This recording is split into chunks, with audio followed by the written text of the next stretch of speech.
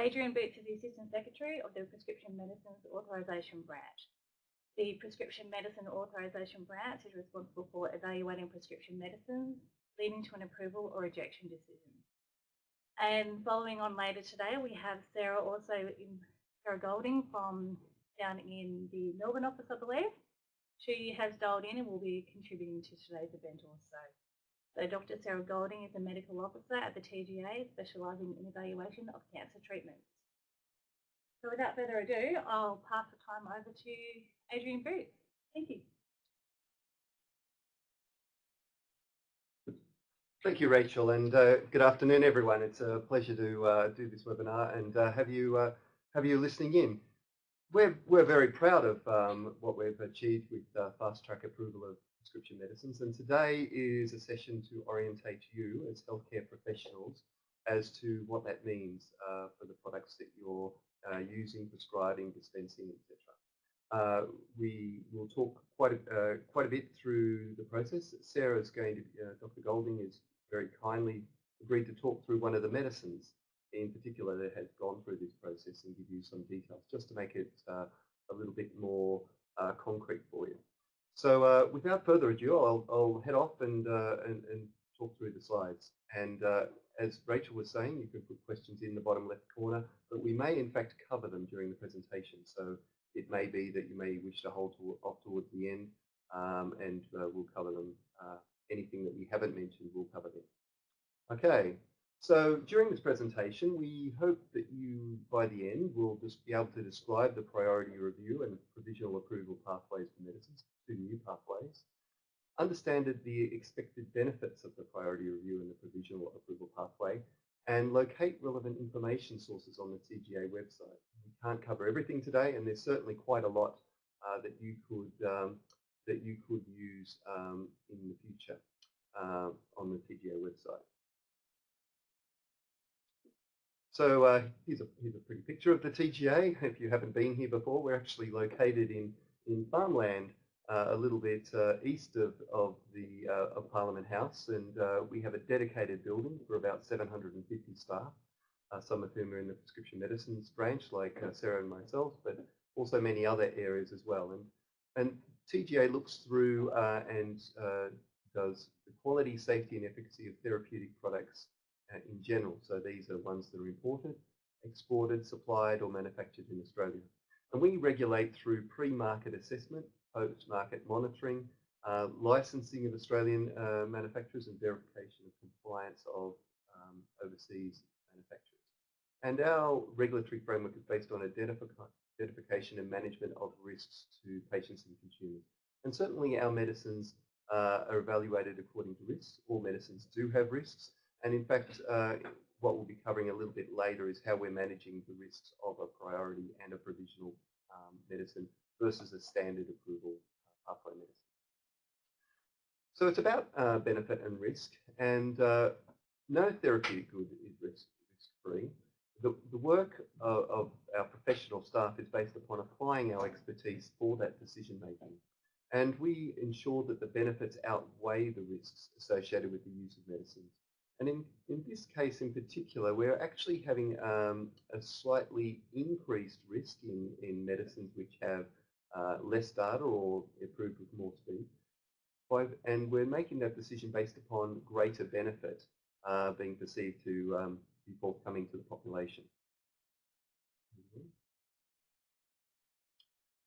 Now this is a little bit of a complex slide, but where we live for prescription medicines is under registered medicines on the left there. So they're what we call higher risk medicines.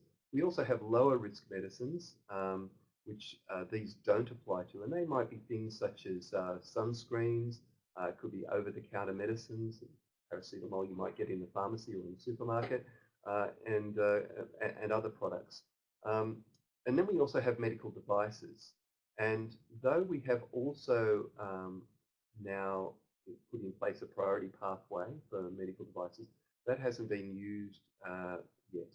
So what we'll be talking about today is on the left, the registered medicines and the fast track pathways. And in fact, we've been quite busy with priority review so far and becoming busy with provisional approvals. the one on the left. So just to talk about what those pathways are, there is the standard approval pathway, and we actually have that in legislation that we'll do that in about 255 working days, or about a calendar year. Now we have priority approval, which is in that second box, and we also have some other aspects as well, where we will accept overseas evaluation reports, and we will work with other regulators overseas. And we are, in fact, through another initiative, working quite closely with Health Canada. And then the third part that we'll talk about is the provisional medicines, which is based on early data. It may be phase 2 or maybe limited phase 3 for provisional information. And that's a new pathway which we've got at the bottom. So 3 pathways, the standard one at the top, the priority review in the middle, and the provisional pathway at the bottom. Now, as I mentioned briefly, the top one is about a year. The second one, we've said we'll do it in 150 working days, but as you'll see, we're actually doing them much faster than that at the moment. And the provisional approval pathway, which again will be closer to a year. To do with all of these things, we also have an orphan program, and that can apply to each, and that makes approval of one of these medicines free of charge to the company. So that's something to encourage usage and registration of medicines, particularly when it's a rare disease and there's no alternatives. And we want to make something available to the Australian public with no impediments. So I will be concentrating today mainly on priority and provision. So if you read a lot of literature, you'll hear all sorts of different terms from different regulators. So if you hear from the FDA, you might hear priority, you might hear accelerated approval, you might say breakthrough designation, you might hear fast track. So there's 4 different ones there, and about 65% of medicines go through one of these pathways in the United States. Just to make things more complex, Europe has different terms such as accelerated, conditional approval, and exceptional circumstances. In Canada, priority and notice of compliance with conditions. In Japan, they have priority, and then they have a special pathway called Sakigake, which is to promote sort of the development of Japanese medicines. And then Switzerland has priority procedure with prior notification. So each one has slightly different names. But I think the general intent of all of them is to make medicines available as soon as possible to the Australian public. And certainly in the case of provisional, or what they might call accelerated, breakthrough, conditional, or Sakigake and other ones, the idea of having the medicine available sooner based upon less data when there's an absolute need for the Australian public. And in fact, as much as we have different terminologies, we actually do have increased concordance with the various jurisdictions. So if you go back to 2008, 2012, and we looked at across 6 agencies, only 12 medicines were approved by all 6, but now over a similar period, it's now 51. So we are getting closer both in process and getting closer in decision making to some of those overseas. So concentrating on those 2 pathways only, we have the priority review, which was implemented 1 July last year. We have some strict eligibility criteria which we assessed for it to enter that priority review pathway. We have substantial evidence available, in fact the same amount as we would have in a standard pathway. And the main intent is to do it faster. If they don't quite meet up to expectations, they will exit to the standard time frame. And our target frame is 150 working days, though as I mentioned earlier, we're doing it much faster than that.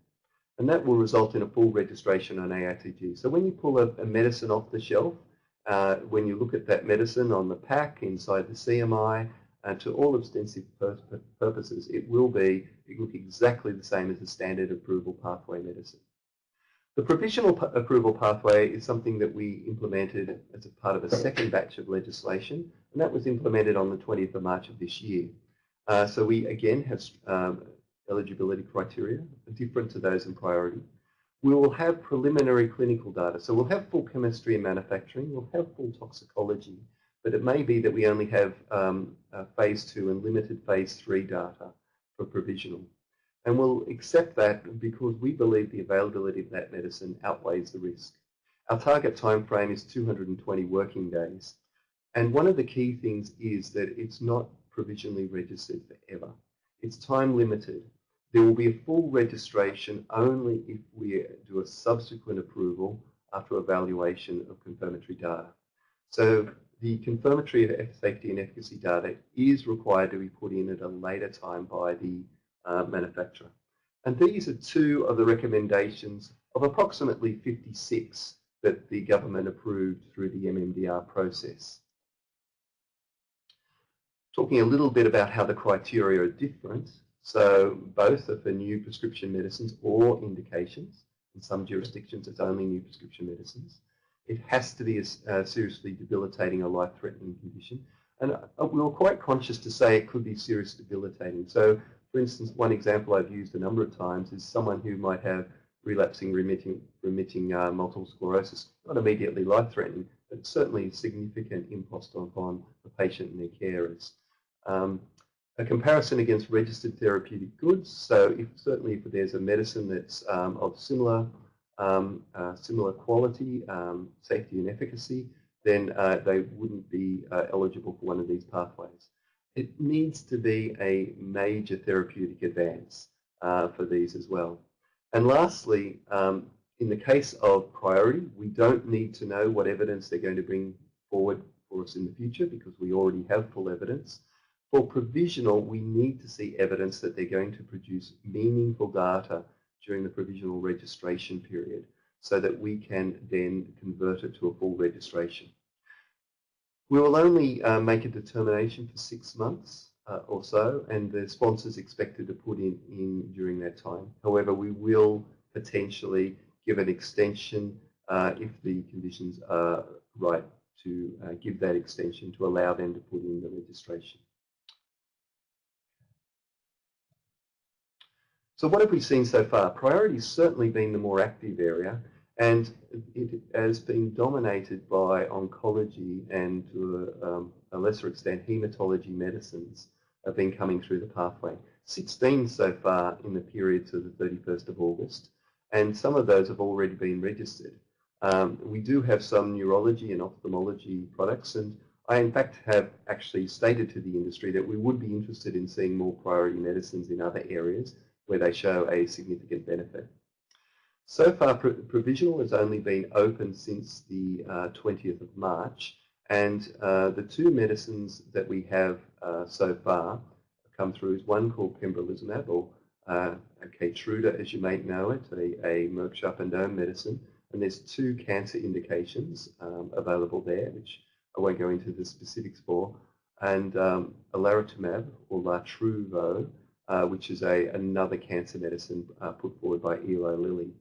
So already these pathways have been well taken up by the industry, and so you will start seeing the priorities, or the priorities are starting to come through now, and you'll start seeing the provisional medicines coming through as registrations in 2019. To be more specific, for the priority medicines approved, I won't go through all the generic names here, but they are predominantly cancer medicines.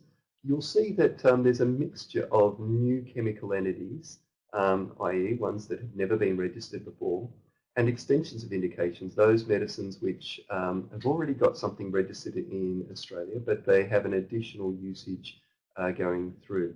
Now, we make this all quite transparent. We put the registrations up on our website. We allow subscriptions to updates. At a later stage, and usually within some months, we will put a full OSPAR up, which describes the approval process. And the PI and CMI is always available on the ARTG. I'll also mention that as well as those things, we will have a list of medicines which are determined to be priority even before the registration has been approved. So that's another link that's available on our website.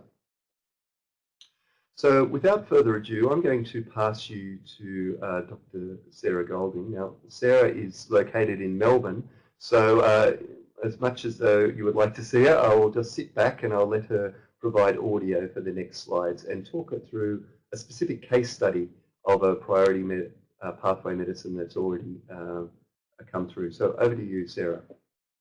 This is essentially a case study of the priority pathway, which we thought we might provide just as an example of how things have gone with this pathway, which is new for us as of last year. This was the first priority application that was approved by TGA, and I was working as the delegate decision maker on this application. I'll start just from the stage of where they're applying for designation or determination to be a priority application in the first place, and won't focus so much on the actual approval itself, because that just essentially followed the same logic and was found to be confirming what we had thought was the case from the determination. So the one we've chosen is alectinib, is the name of the drug. And the application setting was for an indication in non-small cell lung cancer where an anaplastic lymphoma kinase or ALK mutation is present. Alectinib actually was already approved for use in this cancer, but in second line, alongside ceritinib, which is another ALK inhibitor. And both of them were approved based on overall response rate and duration of response in single-arm studies. So this was, the style of approval that would almost be what we would now call a provisional approval. And these sorts of applications we would expect to come through the provisional pathway now. But the current application for priority was for first-line usage, and at the time, crizotinib was the only ALK inhibitor that was approved for, or any drug that was approved specifically for use in anaplastic lymphoma kinase positive non-small cell lung cancer. So the existing median survival was about 11 months. Previous to that, we were getting about 7 months median with platinum-based chemo. And so the submission was based around a study in the first-line setting. The existing indication, as I mentioned, was second line. So for the treatment of patients with this cancer with the anaplastic lymphoma kinase mutation who have progressed on or are intolerant to crizotinib. So the existing indication was limited by essentially making it second line, so making alectinib similarly to ceritinib, allowed to be used in patients who had progressed on or were intolerant to crizotinib, and was limited by the note to the indication as well, which was because the data supporting that indication had been single arm. And the proposed indication was essentially moving alectinib into the first-line setting. So the supporting study then matched that by, it was a phase 3 randomised controlled trial, nicknamed the ALEX study, and was open label, but was a head-to-head study of the existing first-line therapy, so crizotinib, versus alectinib in the first-line advanced or metastatic ALK positive setting. There were 303 patients randomised, so 152 in the alectinib and 151 in the crizotinib arm. And it was multi-centre and international. And then the stratification of randomisation was according to Eastern Cooperative Oncology Group, or ECOG performance status, 0 and 1 versus 2, by race and by baseline CNS metastases, presence or absence of those. So there's a lot more detail available on the ALEX study and on the evaluation in the OzPAR for this assessment, if you'd like to go into a bit more detail. But essentially the basics of the results were that efficacy for alectinib over crizotinib was convincingly different.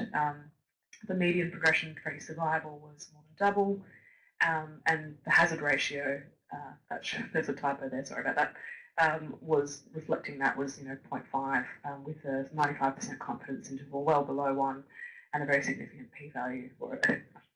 Not that it can be very, it just was. And so this progression-free survival result is reflected then in the Kaplan-Meier curve on the right as well there. We can see a clear separation of the curves from about maybe 4 months onwards. So overall survival data at the time of the submission for priority was immature, but the progression-free survival in this non-small cell lung cancer setting was considered to be a valid efficacy measure in of itself. Importantly as well, CNS incidence, a very common place for progression is the CNS, and the 12-month cumulative incidence of progression in the CNS was very different between arms as well. And the thought was that this likely reflects differences that were seen in preclinical data and early clinical studies in terms of efflux of both drugs from the CNS based on their specificity or how much they're bound by efflux transporters such as PGP. So, and then looking at the safety as well, because the priority assessment requires looking at both. The safety profile between the two head-to-head comparative looked similar, if not better, in the alectinib arm, especially given that the duration of exposure was actually, again, almost double in the alectinib arm. So with this data, we then take that and consider the priority determination criteria. The data is top line at this point when we're making a determination, so we haven't looked at the study in exhaustive detail, and that's what happens during, obviously, the evaluation phase. But at the determination stage, we just want to decide whether or not this particular submission is appropriate for a priority review. So, is it a serious condition? I think we can all agree non-small cell lung cancer is a life-threatening or seriously debilitating condition. Comparison against existing goods involves looking at whether the evidence provided is substantial, it being a randomised controlled study, a phase 3 trial. We decided this was the case, and it needs to demonstrate a significant improvement, so statistically significant, in the efficacy or safety of the treatment, prevention or diagnosis of that condition compared to existing registered goods. At the time, the only registered goods in that first line setting were crizotinib, so this was the appropriate comparator. And then major therapeutic advance is about the magnitude of the benefit that's been demonstrated. And so not only is the evidence for this advance substantial, but it's so we've got actually a definition on the next slide for major therapeutic advance. An improvement in safety and or efficacy that's of a magnitude well beyond the minimum threshold of clinical significance. And this is something that's pretty much a clinical judgment call, but can be tools like the ESMO magnitude of clinical benefit scale can be helpful for us to look at this. And the impact has to be assessed in terms of both efficacy and safety. So in this case, we looked at the evidence that we had available to us, and to decide whether or not this was a major therapeutic advance, we considered the fact that the overall survival data was not yet mature, but the size of the progression-free survival benefit, particularly that hazard ratio, is quite impressive, and the CNS efficacy appeared to be very different between alectinib and crizotinib.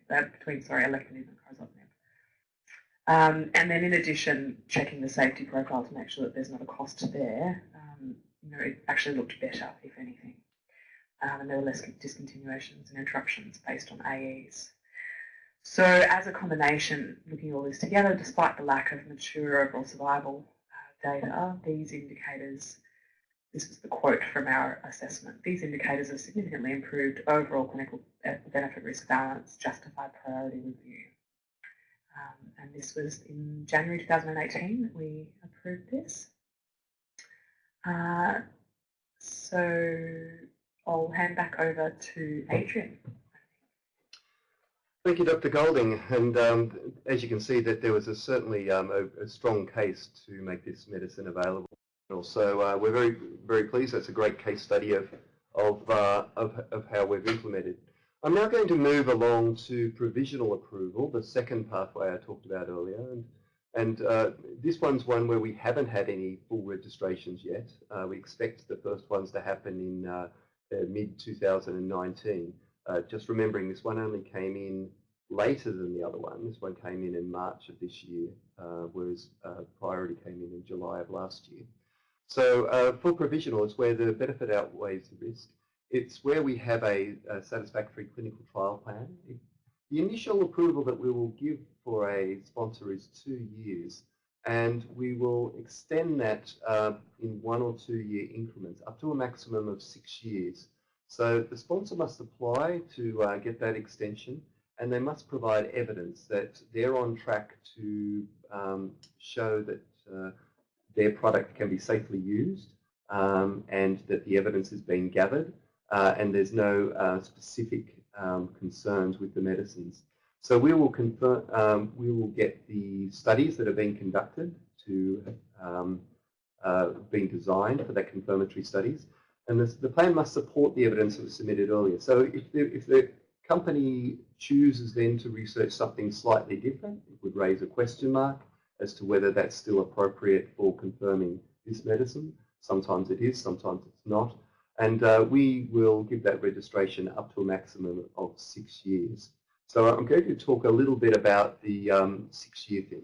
So this is something that's specific to Australia, and it's something that I think was informed very much by the experience overseas.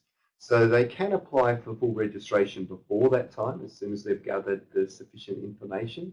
The indication could be narrower or broader than the provisionally registered indication. As that further phase 3 evidence comes and we assess it, we can see the benefits in that trial population. And we'll make a decision or to approve or reject that. So for instance, the FDA has no time specifications, and I've got some evidence on FDA, the outcomes of that later on. And the other major agency that we look to is the European Medicines Agency, and they have done a report on 10 years of experience there for their equivalent one, which is called the Conditional Medicines Approval. So they've had 30 medicines going through, but interestingly, they've had none revoked or suspended, and generally have been able to convert to a full approval within 4 years, and we hope at least that we'll be getting some things much sooner than the 6 years based upon that experience. So how will you know as a healthcare practitioner that we don't have as much evidence and that this medicine is only provisionally approved? Well, we will be putting a statement in the product information that that particular indication is only provisionally approved. We'll also be including a statement in the consumer medicine information. Together with other new medicines, we will have a black triangle symbol, which indicates that it is a newer medicine or there's a newer indication for that medicine. And we will have a dedicated web page for patients and healthcare professionals to talk about each provisional medicine as they come through and what the status is, so that at any time if you wanted to know what the commitments were and where it was up to, whether it's provisional or full, that will be available on that website. So I'll pass it to you now. Having told you just a few things about provisional, and Sarah's given some information about priority, we've got a question to prompt some feedback, and we will seek to answer these at the end.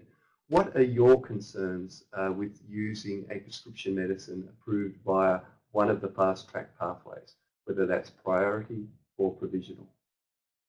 So key considerations that you might want to think about and what the evidence is so far. So there's some interesting articles that have appeared in major journals of late, and one is looking at post-market safety events amongst the novel therapeutics approved by the FDA between 2001 and 2010. So interestingly, that 32% of the new active substance applications, those ones that have been approved quickly, had post-market safety events.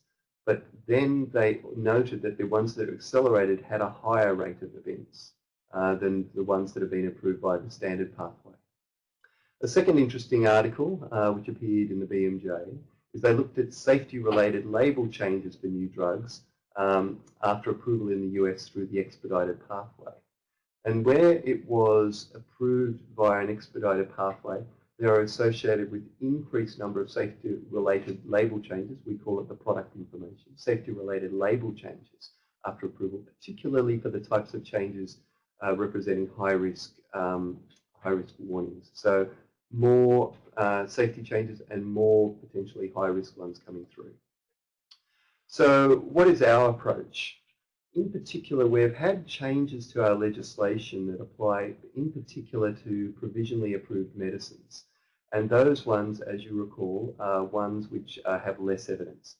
And we have the ability as the TGA to make changes to the product information and usage to ensure that there are some safety matters looked after.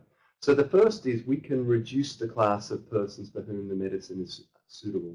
So for instance, it may be found that a medicine might have a particular safety risk or concern with when they're over age 65, or when they've got another medical condition, or for instance when they've got renal impairment.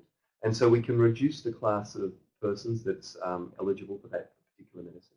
We can change the directions for use. So we might be saying that it may be used, we might say it's used generally with other cancer medicines, or we might say that it can only be used for many of them, but not one in particular. So we can change the directions of use as more evidence comes to light.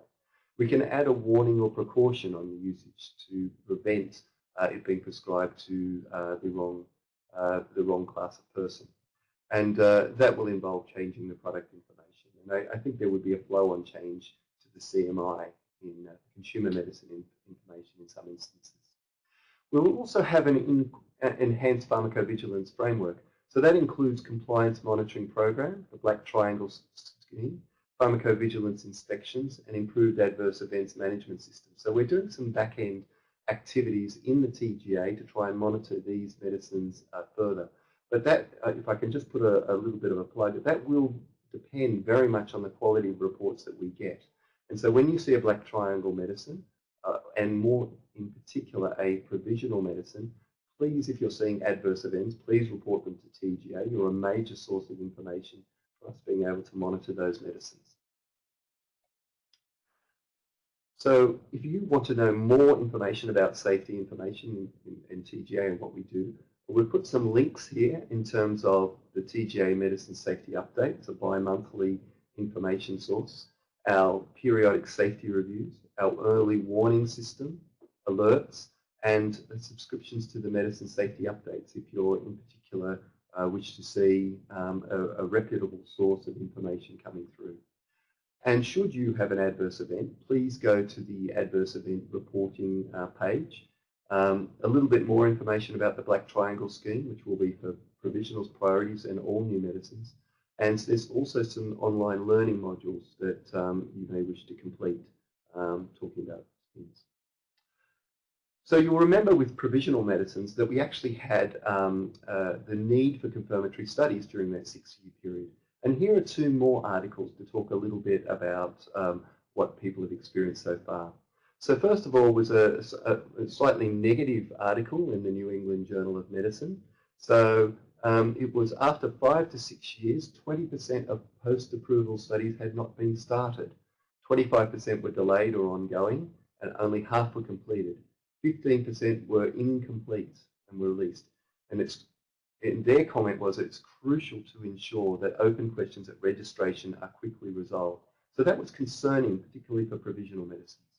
But on the other side of that, there was a counterpoint with the 25-year experience of US Food and Drug Administration accelerated approval. But in particular, they concentrated on hematology and oncology medicines. And they noted that products marketed were prior to completion of confirmatory studies, and accelerated approval increased over the time, but only a small proportion of indications had failed to verify the clinical benefit. So I think that's somewhat reassuring that with provisional medicines, we will get confirmatory data that will allay any concerns with only having limited data in the first instance. Also, one thing that will be is continually a moving target is the confirmatory studies and what sort of endpoints that they have. So there's quite a lot of debate about what sort of endpoints we use. Often we'll use progression-free survival, but what does that mean for overall survival, etc.? And certainly we continue to look at that. And where appropriate, we will look at a different endpoint for a confirmatory study, but in others, we might not. We might be concerned about the knowledge gap, and that's something that we will see develop over time, and we will certainly be informed by our experience as it comes through. So confirmatory studies, provisional is only intended for those where we believe that the further confirmatory data will be forthcoming. It can be in a different clinical setting by agreement, so it could be that it's in a different line of therapy for cancer, but that might provide us enough safety information to get it over the line to achieve full registration. We will be doing live checkpoints, and we will publish their sponsors' progress towards completing confirmatory studies. So you as healthcare professionals can be assured that we're on top of it, and we will be looking intensively with the sponsors to make sure that these medicines live up to the promise that we thought they have when we give them a provisional registration.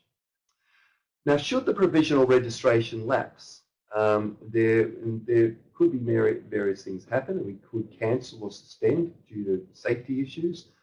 It's not living up to the promise. It may be that the data that comes through does not confirm the full registration, etc.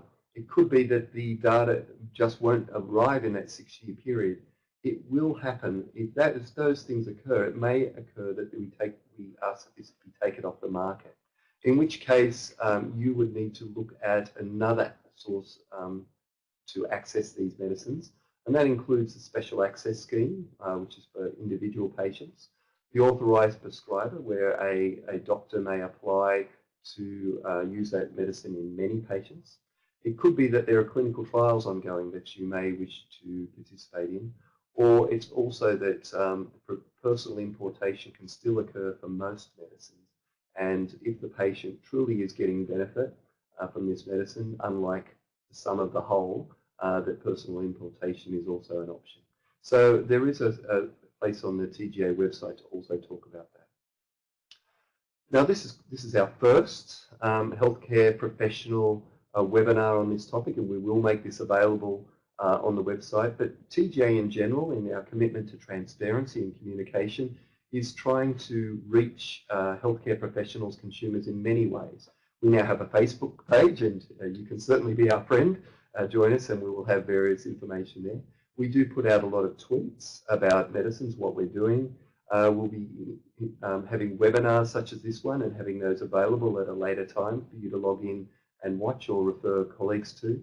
There's continual information going up on the TGA website. We're continually looking at ways to refine that and making that more accessible.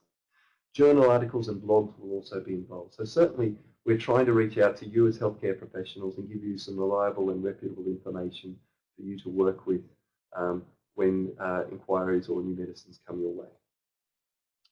So I do have one question, and this will inform us, one further question, which will inform us as to how we reach you in the future. And how did you hear about it, and what's the best way for us to reach out to you? So if you can quickly type a quick message back for us, how did you hear about this webinar? And that's the means of success, then we will use that more as a way of reaching you as healthcare professionals. So just for my concluding slide then, so the involvement of patients and healthcare professionals is critical for the full benefits of these pathways to be realised. And we wish to work more with patients and healthcare professionals to develop and disseminate information. So please send us an email if you've got further suggestions on what we can do more, or if you've got further questions. But right now, I can see that there's plenty of questions coming in, and I'll answer some of those shortly. So I'll just sit back and wait for those to be available, and I'll answer some of those questions. If I haven't answered some of your questions on the way through, we'd be very interested in hearing your questions now. These could be questions for myself or Dr. Sarah Goldman. Okay. There's a good question here. In reality, how will a medicine be revoked if people are using it and getting a response? In fact, that was something that we contemplated, and so we made it very clear that it's a legislative action, it's a legislative commitment that 6 years is the maximum. We do not, as an organisation, as an agency, to extend beyond the 6 years. And so up front, we are asking to have a lot of clarity on the clinical trial plan and making sure that that will deliver within 6 years. Now, if a patient is responding, we have one of those 4 mechanisms I showed you before. And certainly we would do our utmost to work with our sponsors to get it over the line. Having said that, we are still very conscious of the risk and benefit, and we want to make sure that everything that's fully registered has got that confirmation. If there is an individual patient who's having benefit, then we would be asking the sponsor to work with us to make that medicine available for patients through one of those schemes. Okay. Do you know if provisional approval will allow PBAC submission? Certainly, it is a separate process as it is for standard medicines. We, as TGA, look after the registration of medicines. The Pharmaceutical Benefits Advisory Committee advises government on the suitability of medicines to be reimbursed, and after that, there's a price negotiation. Certainly, PBAC is aware of provisional and are working to adapt their pathways to provisional registration medicines, and it's their intention to make expedited approval medicines available. But more detail than that, I would have to hand you to Pharmaceutical Benefits to answer that question more specifically. Certainly, it's our intention to work with them to make these medicines available and reimbursed. I might add to your thoughts there, Adrian. It's Sarah here, just to say that the decision that TGA is making is a binary one about the benefit-risk balance being positive for the intended usage, given the known limitations of the data that's available. Whereas for the reimbursement, it's a decision about qualitative, the size of what something is worth, and that's that modelling is where really they're the experts in that area. Quite true. Thank you, Sarah. So I don't believe we have any more questions that have come in. So I'd like to thank you very much for your time and engaging with us in this presentation. I think it's terrific that you've taken the time, and certainly we want to work more with healthcare professionals to make these expedited medicines available to the public and used appropriately. So thank you again. And on the last page, you can just see some ways to interact with us and contact us and hear from us in the future. So thank you very much.